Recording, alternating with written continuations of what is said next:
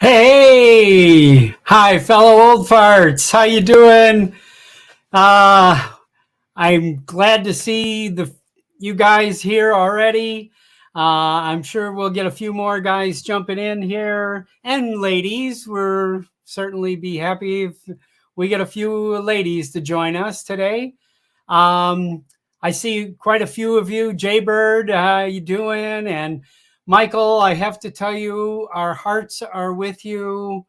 We understand, the time you're going through. Michael just lost his father, and we all feel for you, and that's a part of life that unfortunately most of us have to go through. And I know it's a parting, but he's always alive in your heart, and I'm sure that's the case. So, hi, Brian. I just saw Brian just popped in.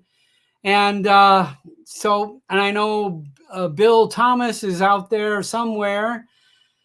So today, we've got some real, extremely interesting guest. And I will be introducing him in just a few minutes here. But I wanted to kind of catch everybody up on my adventures here. I have now successfully been I'm a registered drone pilot in Italy. I have gotten my credentials from Italy to fly a drone. I have not yet registered my drones to fly in Italy. Because you have to have liability insurance, and one vendor won't sell it to you until 30 days before you need it, and another vendor is doing it for 60 days, but I've got about 60 days before I need it, but I'm still shopping. I'm going to see what I can find. So I have to tell you, if any of you have anybody that lives in the EU and flies drones and can maybe give me some advice on the correct place to buy liability insurance or full package liability and hull insurance, they call it, insuring the drone itself. I'm interested. I need it for a month. And anyway, so it's I've in the middle of making a video of how to do this, because when this came up, I did a lot of research looking all over the web. Geeksvana in the UK had a fairly informative video, but it really didn't cover individual countries getting the credentials there. But I have to tell you, I'm going to put together a video saying how I did this step by step. So hopefully when all of you, now that the shackles are off and we can now go travel again. I know lots of you travel, and if you happen to travel to Europe and want to take your drone, I want to help you get the right steps to do. Okay, so this week, yesterday, as a matter of fact, I got an emergency phone call about 2 o'clock in the afternoon said, "Can you shoot a real estate video for a multi-million-dollar house?" And I said, yeah. So I got to go out yesterday and shoot some video of this magnificent giant 6,200 square foot home on a fake lake in the middle of Las Vegas. Hang on, let me pull it up here. I was super surprised, and let me see if I can show you this that I got to do yesterday. Here we go. There's the house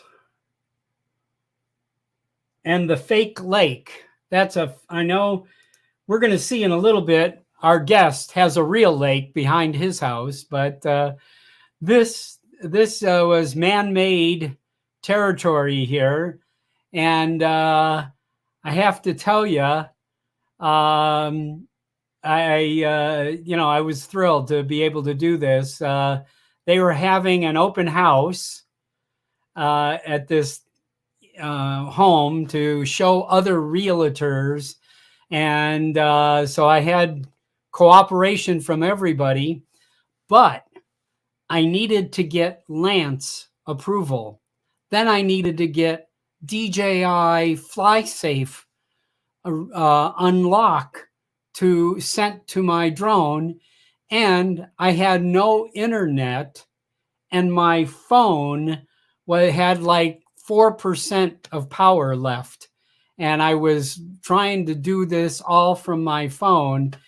As it turned out, I had to delay the shoot almost 45 minutes while I sat in my car charging my phone so that I could get internet to the controller, to the triple tech that I have on the controller, so that I could download the unlock code from DJI.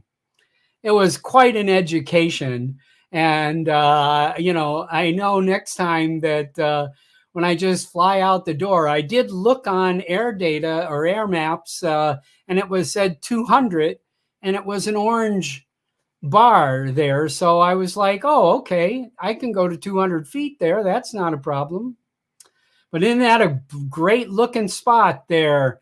That was my best orbit of the place there. And I did quite a few other things there. But anyway, a lot of fun. I thank you for indulging me to share a little bit of my good fortune there to get to do that.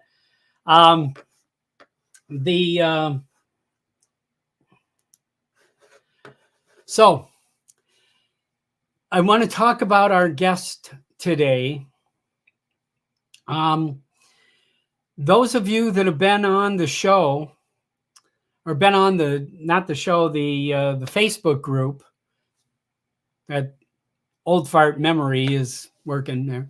Those of you that have been on the Facebook group and kind of like myself, kind of check a little bit every day, there has been one post that has gotten more reactions, more comments, more views, more than any other post in the history, the 1 year history coming up in a few days here. May 18th is the anniversary of the beginning of Old Farts with Drones on Facebook.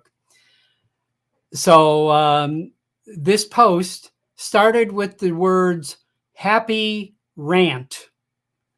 I'm sure many of you remember reading this story. So Rick Ormberg is the happy ranter. He he's has quite a long history of a variety of things that run extremely parallel to me. We we grew up in almost the same general vicinity in the northwest suburbs of Chicago. I grew up in Rolling Meadows and Arlington Heights area. If any of you out there know this area of the suburbs of Chicago. And Rick grew up in Des Plaines. And so we're going to talk to Rick. I don't know if you've, those of you that have read this post about how getting a drone truly changed this person's life. Since I read that post and since we had so much reaction, I have now heard from probably 20 other people that said the drone has saved me from depression. And I, you know, I am like amazed that there is this great amount of story here, that this adrenaline addiction to drones and the thrill of putting a gizmo you control in the air, you know, I have to tell you, this has vitalized so many of us senior citizens, you know, who had nothing else to do, who used to do a lot of things and were very productive and very proud of what they did every day of their life. And now, you know, they find themselves with nothing to do, and the drone has like become a savior. So without further ado, okay, I want to introduce Rick Ormberg. I hope I'm saying your name right. Jeez. Rick, am I saying your name right? Absolutely correct. Absolutely right. Rick, good Swedish pronunciation down too. So. Okay, Ormberg. Yes, yeah. Wonderful. So I want to kind of open up the floor, and you know, I know, of course, listen, if you guys in the chat out there, I want to. Please, I want you to today's kind of more not a fun show, but a interesting and important show, I think. And I got to tell you, I really would like to hear from you. And so you know, especially you know, we can talk about some of your experiences too. But for the beginning, I want to turn this over to Rick. I always do this with my guests. I really want to hear, your whole story. I want to hear like 40, 50 years ago. Let's start there and then bring us up to where the drones happened. Well, be careful what you ask for when you're talking over you know. I understand. We can talk. Congratulations on your first video and or paid video and your Italian credentials. Thank you. Just make sure when you get the information about insurance that they don't precede it with, "We're going to make you an offer you can't refuse." The Sicilian insurance, I know. Yeah. I like you. I was born in the Chicago suburbs, yeah, just outside Chicago. Actually, Des Plaines is right on the northern border of O'Hare International. It was O'Hare Field then, but you can imagine, you know, where we're at if you've ever flown in or out of O'Hare. We're just off one of the runways there.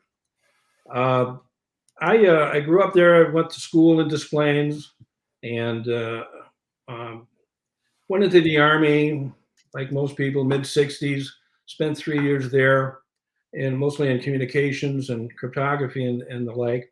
But when I got out, I bumped around, worked public works in Mount Prospect, which was the town just between Arlington Heights, where you were, and Des Plaines, where I was. And we were only divided by a mountain, and that was Mount Prospect. Illinois. Yes, which has no mountains. Oh, very, very flat. Flat as can be. I mean, it is flat out Illinois prairie converted into suburb. I worked a lot of jobs and a lot of odd jobs and so forth, gaining lots of little bit of experience in a lot of everything. But finally, I wound up on the fire department, took the exam there, and I studied probably less for that than I've been studying for the 107 right now. Needless to say, I got on there, and that was in 1971. So the fire department was kind of a lot different than it is now, obviously.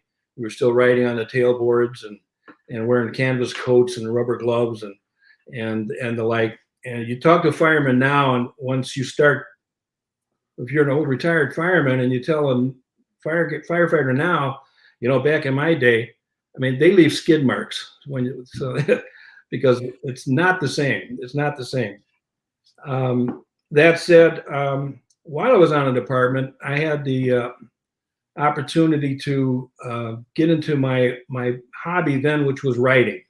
And I wrote a lot at the time about the fire service, the write what you know thing, and a lot of freelance work on that and other things. I got some assignments. I covered the last successful launch of the Challenger shuttle down at the Kennedy Space Center. I was doing an article on the fire department down there, and the Chicago fire strike you may have heard about. That was a big story. I got to cover that, and the airline disaster. We had Flight 191 crash right in our backyard back in 1979. So that was something to write about.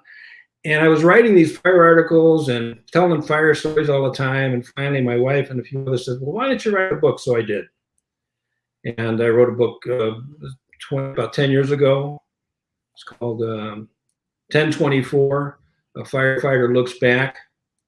It's kind of apropos to some of the things we're talking about now. 1024 was a 10 signal that loosely translated means finish with the last assignment and I'm ready for what's next. And that's kind of where a lot of us get to be are at when we retire. And after I retired and worked a lot of other jobs, had a little side business for a while in PR and marketing, doing a lot of stuff similar to you. I didn't grow the beard, but I decided that I had to get into photography even more. So I learned photography right from the start, black and white photography with my own dark room I built under the stairs, processing my own black and white film. So I got in at the foundation of a lot of this stuff. That said, after I retired from the department, I worked some jobs, my businesses, side businesses, very busy, as most retired firefighters and police are. They move on to just other jobs at that point. And my hobby at that point was doing a lot of traveling and a lot of photography. And around the country, I was going west of the Mississippi, visiting places that I'd read about but never seen. I'd never gotten past west of the Mississippi. And so for many years, I was doing that. I had a nice fancy RV van with all self-contained, and I could drive all around the country and take my pictures, and I could sleep someplace overnight so I could be there for the sunrise. And it was really, really great. Well, eventually, as I got older, I had a couple of accidents balance-wise and broke my ankle once about 2,000 miles away from here. That's another story. My oldest son had to come out and schlep me back home in the van and so forth. Well, long story short, we made the decision that maybe traveling around the country in that little van was not the thing I needed to do. So I sold the van and I thought, okay, that'll be fine. But then I just didn't realize the effect that losing all of that happened to me. It was like retiring all over again. It was like everything that I looked forward to stopped. And I bought a drone. We visited my son-in-law one day, and he let me try his drone, and I flew it just one time, had my hands on the controls, had the goggles on. It was an FPV. One time, that was it, huh? Yeah. it was like the lights just turned on. I mean, my whole life changed at that point. The very next day, I bought my own drone, and What'd you buy? it was the DJI FPV. And Uh-huh. of course, I got the motion controller with that. Ah, My first experiences were like flying like a bird, like Superman. It was wow. very, very addicting and so forth. And so that's all I could do. But in the course of that, I started. All of a sudden, I started feeling better about things. It was about all I could do because I had gained weight since I sold the van, and my started getting health problems. This is kind of like what was included in the happy rant. And I started getting arrhythmias. Boy, they were talking about getting a pacemaker in me and everything. I'm telling you, it was awful. When I got that drone, I had something to do and I had something to look forward to. And I started losing weight. I became active again. My health started to improve. They're no longer talking about the pacemaker anymore. We'll see. Take a look at you next year and see how you're doing. Great. Change some medication and so forth. And as I put it in the rant, my wife said, all of a sudden it seemed like the light came back in your eyes and in your life. And so I wrote this rant.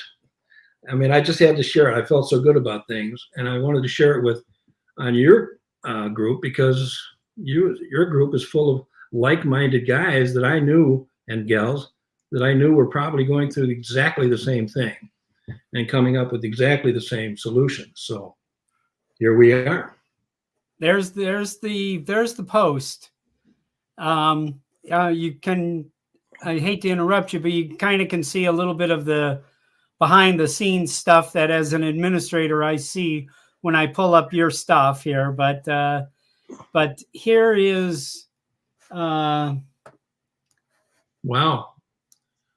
here's the post, and I don't know if you can see down here this little tiny line here, 5,000 post reach. That means that more than 5,000 people clicked on this post. And I mean, you had 559 likes and 174 comments. And none of these comments were short, brief comments. I'm sure, Well, most of you watching here remember this post here. This was not that long ago.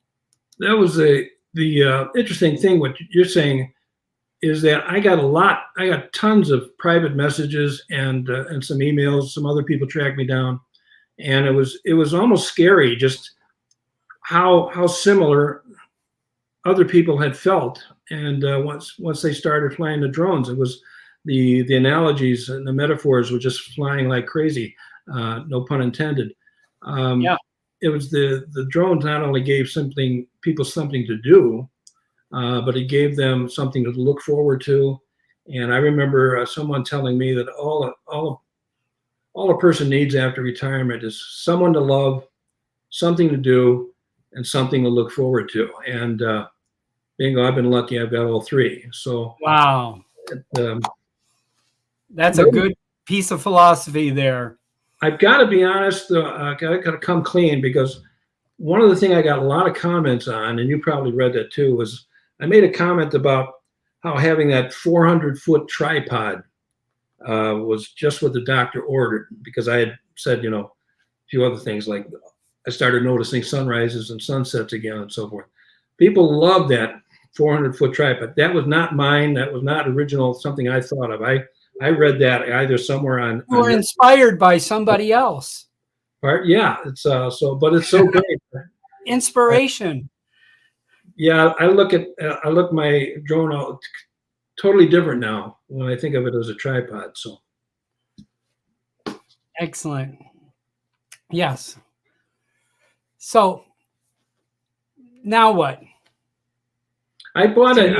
I got a little bit even more involved since you said now what you just opened the can of worms there.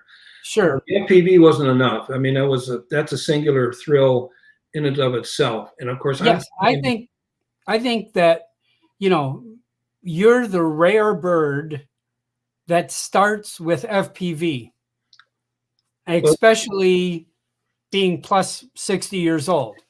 yeah, yeah. I've been called that before. Uh,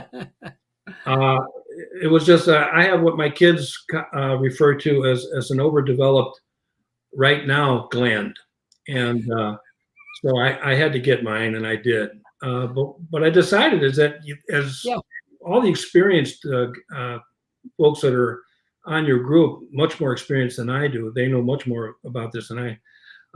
The thrill I got, the singular thrill I got, was because I could play like I was Superman and I was flying like a bird or whatever. But especially with the motion controller, I think because I started with that, I discovered right off the bat that I couldn't back up.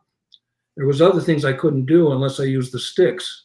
When I tried using the sticks in simulation, I said, no, I'm not sending this more expensive thing into the air until I learn these sticks better. So I wound up getting a Mini 2 for two reasons, so that I could learn the sticks better, but mainly for a little more photographic capabilities.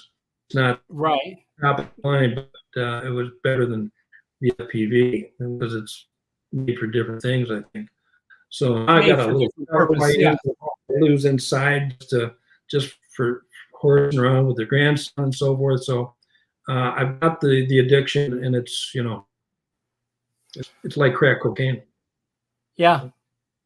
Yeah, I have to tell you, I've never tried crack cocaine, but it caught me too. I have to tell you, and we caught on. Like I said, I think I'm really kind of fascinated that you went to an FPV first and then went to a camera drone after that. Although the DJI FPV is kind of a hybrid in between there, and I don't know if some of you have seen the video that I flew a DJI FPV in Florida, and I was thrilled and looking forward to doing that again. So, but It was a good place to start, but I was a completely uneducated jump into the field. That I had gotten onto groups like yours and others, I'd have probably done it differently. But yeah. So I got some more of your images pulled up here. Let me pull up this. Now, I don't know if we want to tell this story. I do, because I like this company and this person a lot. Go ahead. Yeah, you can talk more about him. He's somebody that I think was affected by the post as well, and I call it a rant.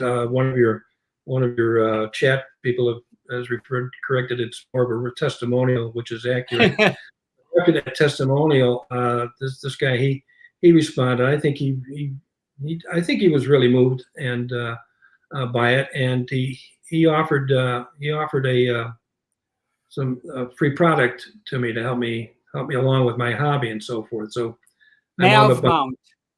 I brought I want everybody in the chat to understand Mav Mount read his post. Bill Jason, and sent him this setup for his iPad. Pretty cool. And it works great. You like the hood? Yeah, well, as other old friends will attest, as the guys get older, the change from bright to dim light and so forth doesn't happen as fast as it should. So sometimes you go from a bright sky to just, I can't see anything on the screen. So I favor the hoods to some degree, so that I can see what I'm doing. That is the Mav Mount Scout. Is what the blue part there, and the the structure that's holding the ball joint there, and then there's a lock nut underneath that makes that super secure to the controller, and then there's what they call a clip that's holding the tablet, and he has 10, 15 clips, I think, right now, and of different sizes. So no matter what you have, he has a clip for it. I have a clip that I can use my phone on there if I want to, say I'm just going up real quick. I want to get this shot and get right down. And I can just put my phone on that clip. And I can also I have a triple tech that I can put on a clip there. And I've got an iPad mini I put on that clip, so anyway, go ahead. So you like the hood. Yeah, he also I think he manufactures the mounts and so forth, and I think he also sells the hoods. And I had a real problem finding a hood to fit my Mini 6 and iPad Mini 6, and so he was the only one that came up with a good solution and an extension for that too. So in case the sun's burning. This is a great shot. Yeah. Here, Rick. You took this shot? Yeah, that's back porch boredom there. I mean, I was a little windy and I couldn't go a lot of places, so I just kind of flying around, looked up, and whoop, son of a gun, there's something else up there. So quick shot with the iPhone. So.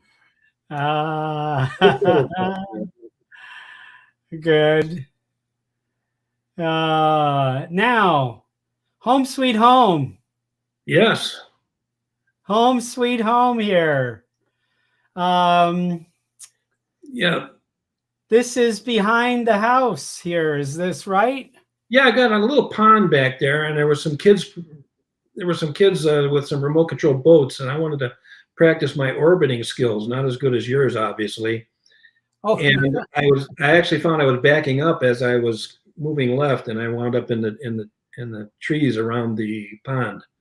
Luckily, and fortunately, I found it. About 5 minutes later, I slipped through there and found it again. So, it survived. Or crashed. The drone survive? Yes. Okay. It survived. Well, you got to change some props, but survived. But the drone survived. Here's another shot, another angle here.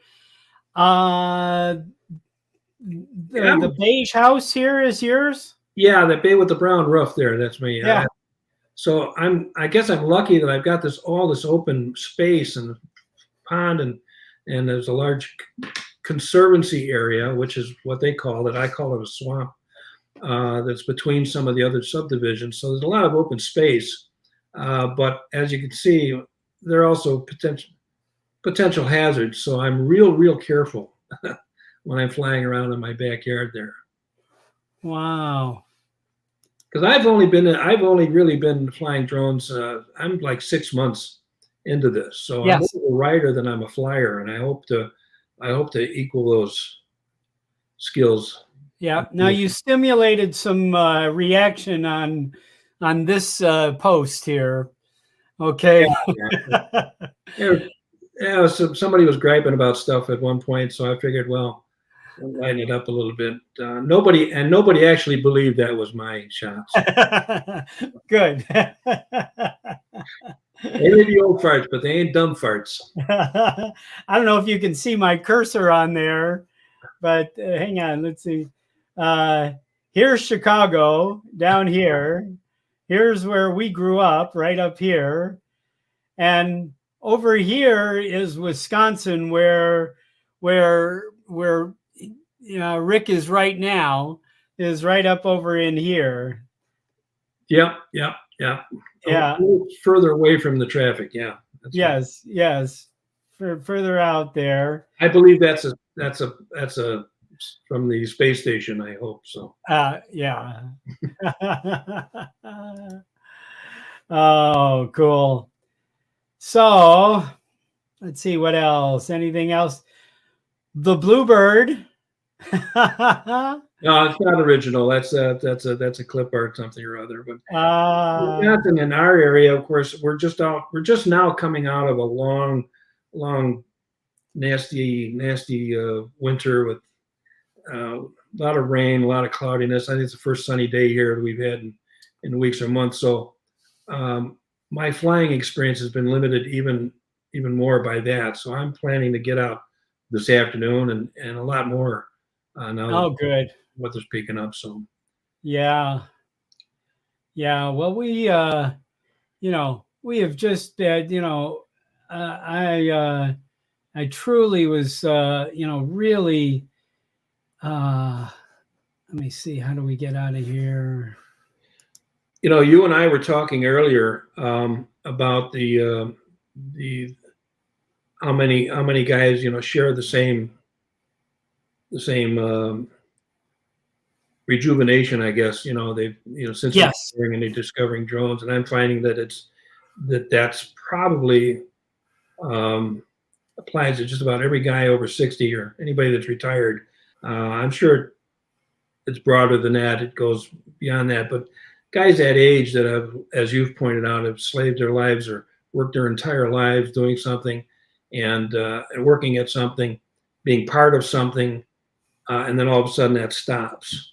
In the firehouse, we used to have the kitchen table, and it was Yeah. probably, some would argue, some could argue, but it's probably one of the most intimate discussion groups you'll ever have, uh, punctuated by a lot of really bad language. But you get to know guys. Things that are unsaid sometimes get said more often at that kitchen table. It's a closed unit.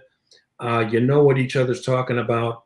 You can read each other's faces. You can anticipate what so and so's reaction is going to be based on somebody else.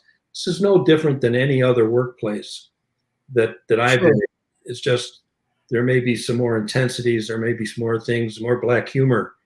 And you do have, I mean, a lot of downtime chunks in the fire department. Well, that depends on the department. I mean, some departments, have very few calls, and some are busy, are running, constantly, day and night.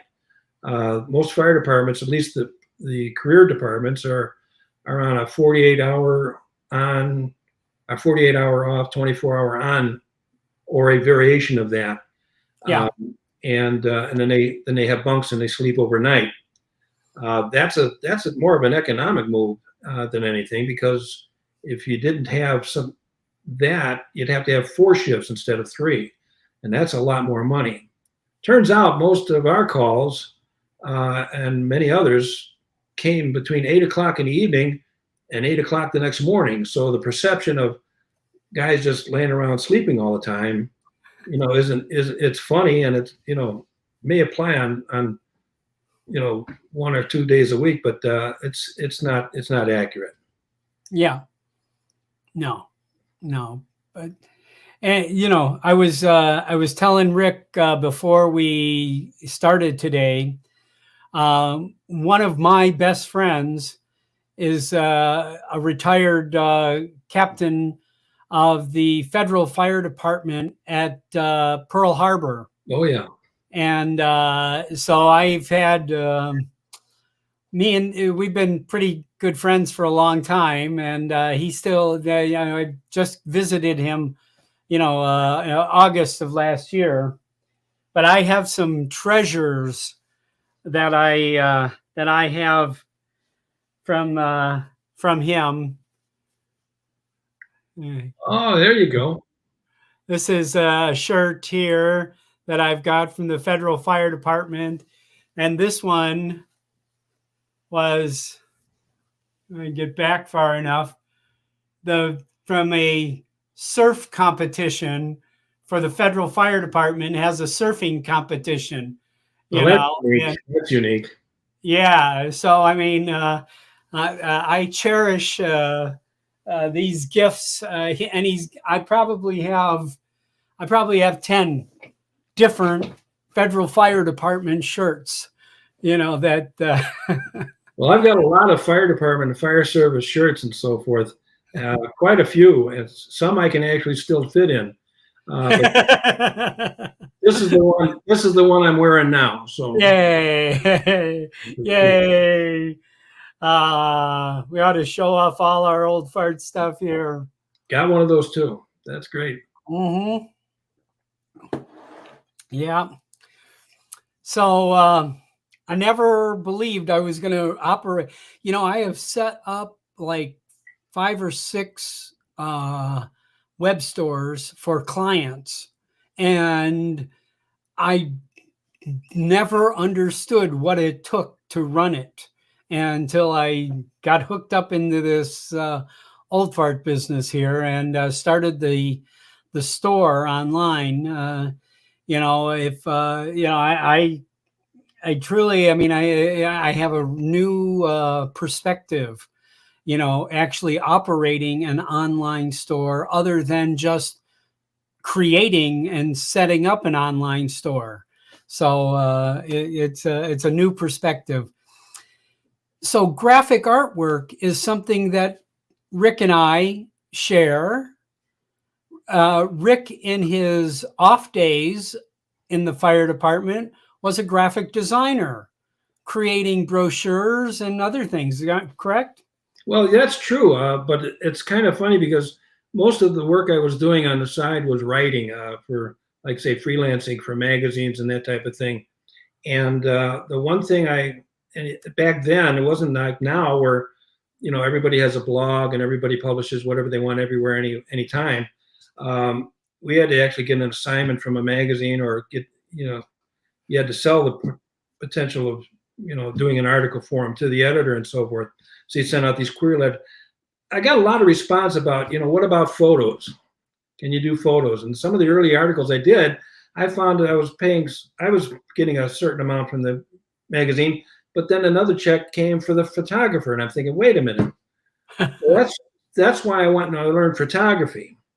And so I could start, you know, doing both. Well, then as I started getting into the design work, that was kind of also a fluke because I was doing the writing and I was doing the photography, but somebody else was doing all the layout and the design work and handling of the printing. And I said, wait a minute, you know, let me try that. So you and I probably, judging from the Mac in the background in your picture, a little Mac SC or something there, we go back. That's a Mac Plus.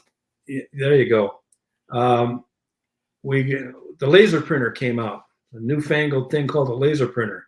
Oh. So when that came out, that put a lot of typesetters out of business, and then desktop publishing came, PageMaker, which is now a lot of InDesign now or something in Adobe. Yeah. So, you know, it's like everything. Technology is just taking over everything, and now everybody can do anything. And the good thing is that everybody can do just about anything. The bad thing is that just about everybody can do everything. Yeah.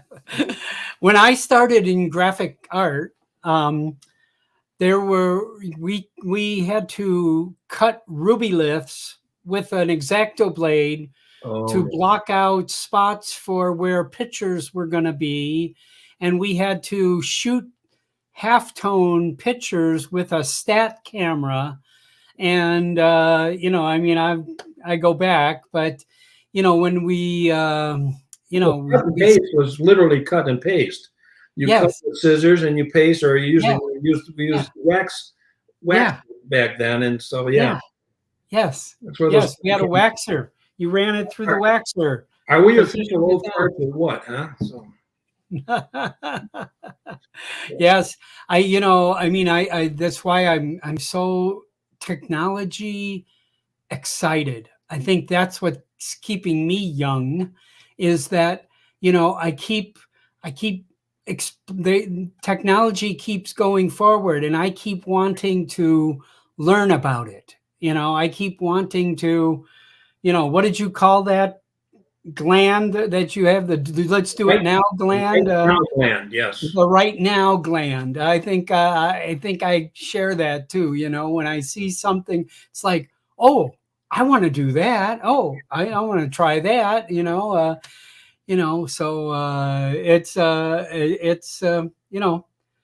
Mike is in the chat here is saying he used to work for Quad Graphics. I'm just curious. I I'm in think this Wisconsin. drone stuff has certainly, we all have some similarity in that.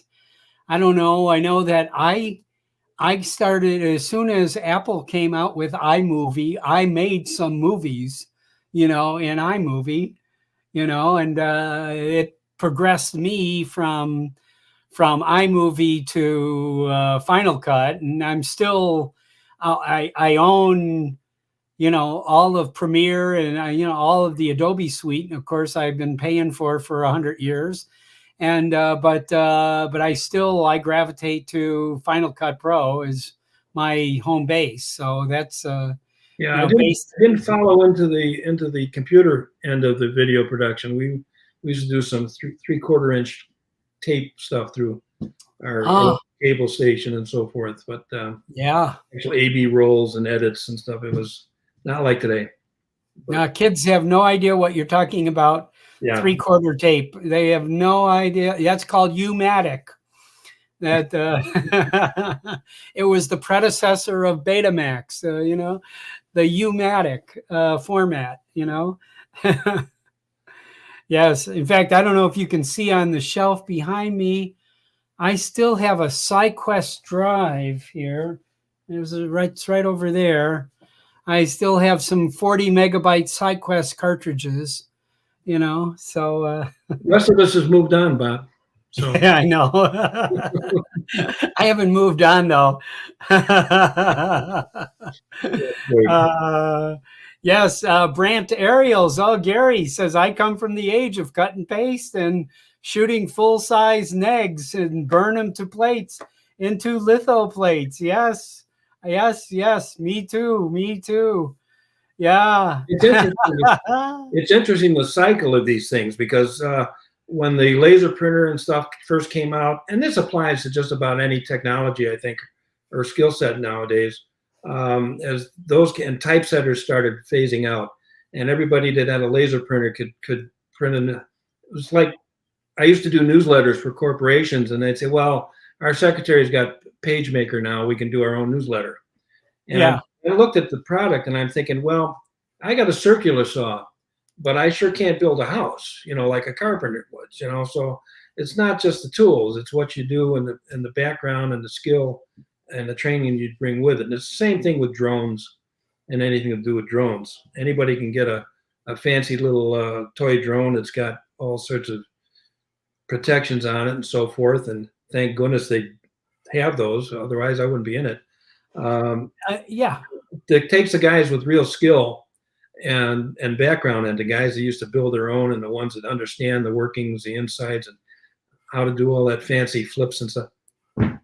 I put a candle to these guys. So it's it's fascinating. In Florida, I stayed with Maddie with Maddie's Drone Adventures, and I know if anybody's watched any of his ripping, and I mean that is extreme, incredible stuff, and I'm still trying to fathom, putting on goggles and flying a drone at 100 miles an hour, kind of thing.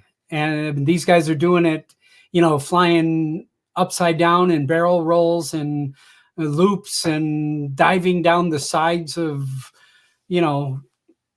skyscrapers. It blows me away. It's the same thing with cameras. I mean, the cameras that are on board drones and stuff were. I started with a when I was learning photography, a Pentax 1000. Sure. Totally manual, automatic on about it. But I learned more with that and developing my own black and white film, which I went through a lot. You learn more about photography then. You do in there. Now I've got some cameras now that's got so many automatic things. It's just so much built into them. But I can't read the little print on the dials now. So I'm back looking for automated everything again. So There you go. I have one of these sitting around me all the time. Mine has Aloof, light yeah. in it. Our magnifying glasses. You know what I do when I need to read a serial number? I take a picture of it with my phone and then blow it up, and that's gotten to be my new magnifying glass. Is take a picture of it with your phone. I see a Uh, lot of on your group on the Old Farts with Drones group.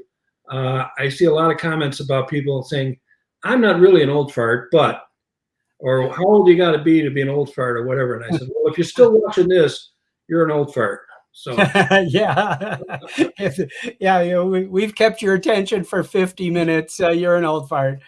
That's for sure. We, I allow really, anybody that doesn't cause trouble can be a member of Old Farts with Drones. I mean, there is so many, hundreds of thousands of years of life experience in this group. And if you want to come and share some of that, and you're 30 or 40 years old and you feel more comfortable here, fire away, well, that's the nice thing about your group, and I think that's kind of what I was leading into. I was talking about the firehouse table, metaphor. This is Mhm. that's played out in a lot of different ways. You see the old guys that all meet at McDonald's every Tuesday morning or something, and you got this other group that they meet in the park or whatever. And it's guys around in the barber shop and stuff. Yeah. This group is identified as an old farts, with drones, and stuff. Until then, I was an old fart with groans. So, but now I got a place to go, and it's kind of like a kitchen table for the rest of us. So, Kind of. Yeah. I mean, where people are, and that too is kind of my purpose in doing this group, is that we have a peaceful, and I know I probably say that word way too many times, but I want a peaceful place that I can share my work with and see other people's work and enjoy what other people do, and connect with. You know, we try to keep as much conflict off of the group. well, everybody has a trigger sometimes, and with different ways of dealing with it. It's like go back to the firehouse kitchen table. It's a long table. Somebody says pass the salt, you better duck, because if it's on the other end of the table, they're gonna pass it. Yeah. The air. So Yeah. you're putting the salt, but it could hurt when you get it. So It's airborne. Yeah. Yeah. You got to catch it or clean it up. same with Facebook. Same thing. Yeah. So it's a chore, but I mean, I'm sticking to my guns. I mean, we're having, nobody making fun of anybody, nobody saying anything negative to anybody. Of course, no politics. I know I have staunch Republicans who are friends and deep friends from this group with staunch Democrats, and they don't know it. They don't know each other's political points, and find that we can all be friends anyway, kind of thing. And that truly, to me, is maybe the greatest thing about the group, is that we can find people that have nothing to do, find people who are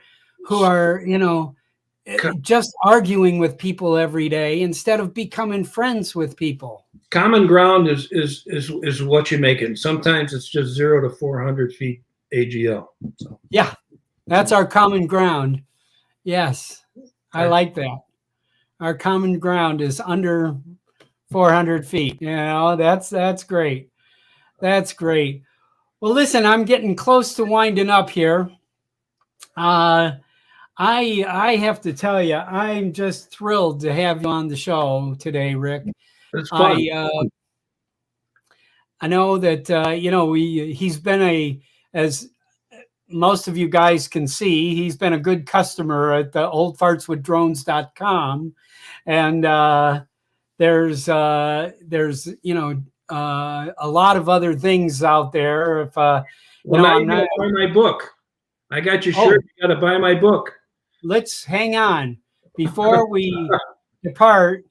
Yes, before we depart here, I could. we need. This is available on Amazon.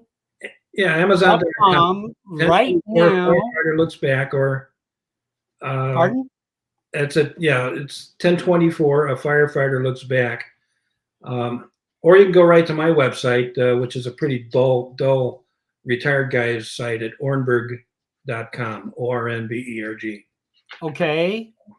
Ormberg.com. Put that in the chat if you can. I don't know if I can answer it myself, so but go to Amazon, okay? I got to tell you guys, if you're there and you want to support Rick, how much is it, Rick?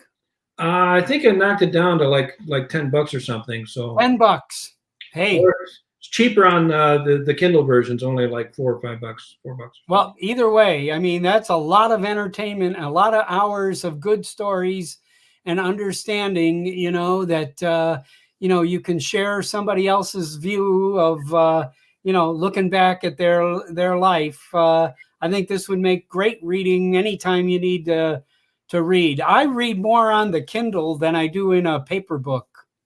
Well, there's a lot of good fire books out there, and they're mostly big fire in the projects, and then balanced by hijinks in the firehouse, and then back and forth, and some good stuff. But this is kind of goes through getting on the department, how the department developed, the beginning of the paramedic program, at least in the Chicago area back in the 70s. Crash of flight of 191. We were there, and I wrote about that. And Kennedy Space Center, the experiences there with the fire department, and we got one chapter about our first experience with females in the firehouse, and that is a new situation for sure. Well, same with military, but yeah, it's antagonistically titled "A Woman's Place is in the Home, and she should go there right after work." Now, of course, that's a sexist thing, and it's intended to be, satirical, but it's an interesting article. So please, any ladies here, don't take offense. We, yeah, we're in there for you. So that's right. That's right. I'm married to a strong woman, and I know that's made me a better man. Been there. Yeah, understand it. I'm sure everybody can agree with me here that that's the way life works. We're talking back in the 70s when this was the first thing, and we had our old lack of inhibitions on that subject and stuff, and it's about our learning process, and it's pretty interesting. So, yep, yeah, it's pretty good. All right, well, good. Any final words there from you? No, I'm studying right now to get my 107. Oh, good. I coach our local fire department. And studying yourself? Are you using a program or?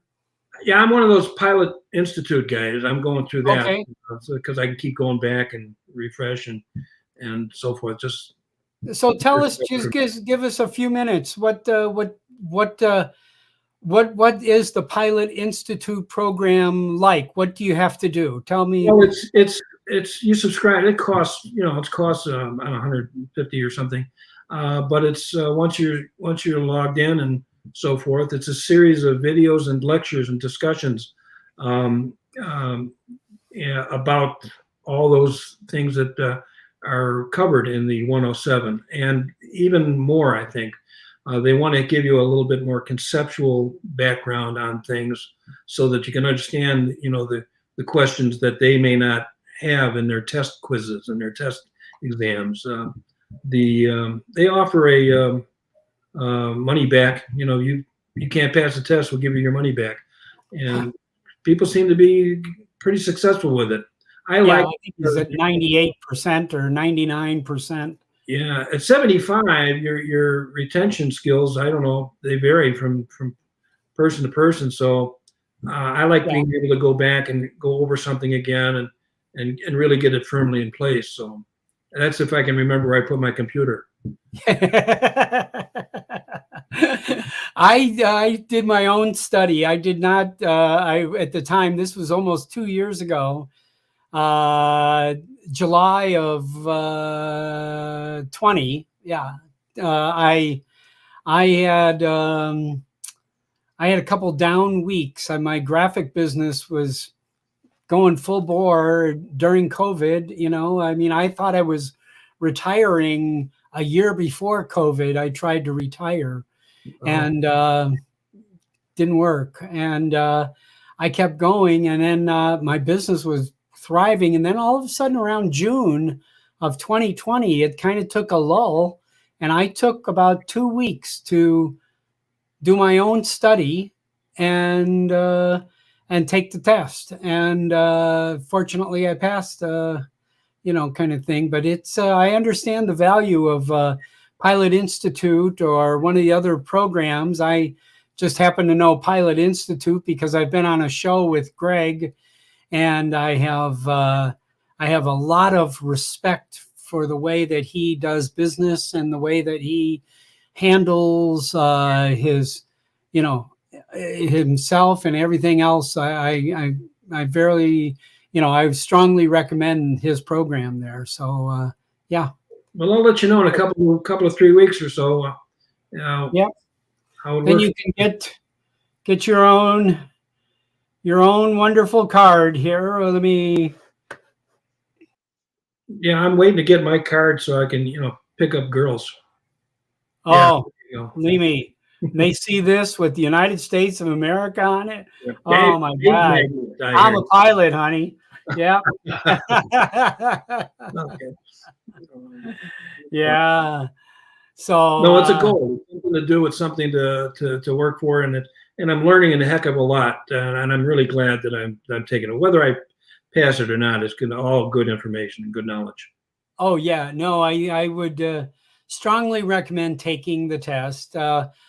I have to tell you, if anybody else out there is taking the test or working or thinking about it, my secret ingredient, I think that I did to the test was I took about 15 practice tests, complete, Wow. full 60 question practice test. And what I did is every time I got a question wrong, I took a screenshot of that question. And then I had this inventory of all of the questions that I got wrong on all of the practice tests. And then I took a few more days and studied nothing but those items, so that, I mean, I understood each one of those, why I got it wrong and why my answer was wrong and another answer was right. Well, it must have worked. And I got a 93 on the test. So I felt good that happened. But I think that's a good way to prepare yourself, is by taking multiple tests. And I have to tell you, lots and lots of the questions that I took on those practice tests were actual questions that were on the test. So it made a difference. Got to make a note here. Learn how to take screenshots. Yes. Yes. Take a picture of your screen and then lay them all into an InDesign document, one after another. Okay. And then that's your study document. Will do. Thanks. Yeah. That's my 2 cents. Well, listen, I thank you very much. I thank all the guys in the chat. Maddie, hey, Maddie just got in. I was talking about you, was bragging about you flying that drone 100 miles an hour, climbing those silos and stuff there. So I'm glad you're here. But thanks, brother. He was my caretaker in Florida. He, I mean, I had no problems when I was in Florida because I was with Maddie, so it was all good, all good. That's another old fart that's not an old fart. Yeah, I think he's either close to 40 or just bare 38, 39, something like that. He's close to, but he's a good guy. All right. So listen, everybody, we'll see you soon. I thank you so much for joining us, and get on the group. Leave us some pictures and videos of your stuff. I want to see that. And I'm sure, like many others of you, anxiously awaiting this is the only mention of the Mini 3 on this talk show. So every other talk show, that's like the only topic that they have. But this is already waiting for the Mini 4. So yes, I've got my stash of money sitting here waiting to push the button on that Mini 3 the moment it's able to do that. I think I am going to Europe, as most of you know, in for the whole month of July, and I really want to take that. I really want to take that with me. So that looks like to be the perfect one to roam around and stop and shoot some great footage there with. So, all right, guys. Peace. thank you. Thank you all. Thank you, Rick.